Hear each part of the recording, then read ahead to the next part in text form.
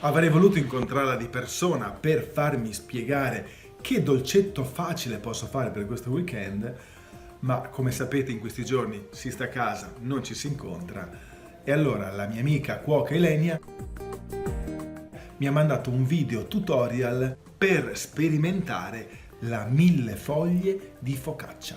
Eccolo. Buongiorno Leandro e benvenuti a tutti gli amici di Buongiorno Mattino. Allora, per l'occasione oggi vi ho ho pensato di preparare una colazione un po' diversa dal solito, con quello che avete in dispensa, ma soprattutto con quello anche che avete in frigorifero. Basterà semplicemente andare a tostare delle fettine di pancarré, di pane o anche di focaccia, come nel mio caso, in una tostiera ben calda. Può essere una tostiera per i waffle, può essere per esempio per una tostiera per il pane, quello che avete a disposizione. Basterà poi andare ad adagiare le fettine di focaccia croccante alla base del piatto.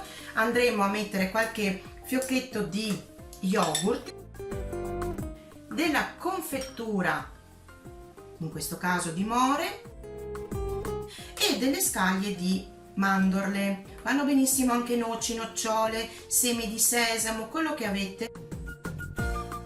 Io avevo anche della crema pasticcera che avevo fatto un attimino in più per una crostata. Se non avete la ricetta, timoevaniglia.com e lì la trovate.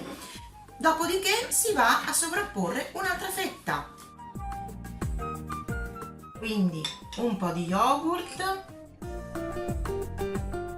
un po' di confettura, delle mandorle a scaglie per donare un po' di croccantezza e un cucchiaino di crema pasticcera. Allora, terminiamo con un po' di confettura, qualche scaglietta di mandorla e il gioco è fatto. Naturalmente questo è anche un ottimo dessert. A tutti voi, ciao! Grazie Ilenia, vado subito in cucina. Buongiorno Mattino.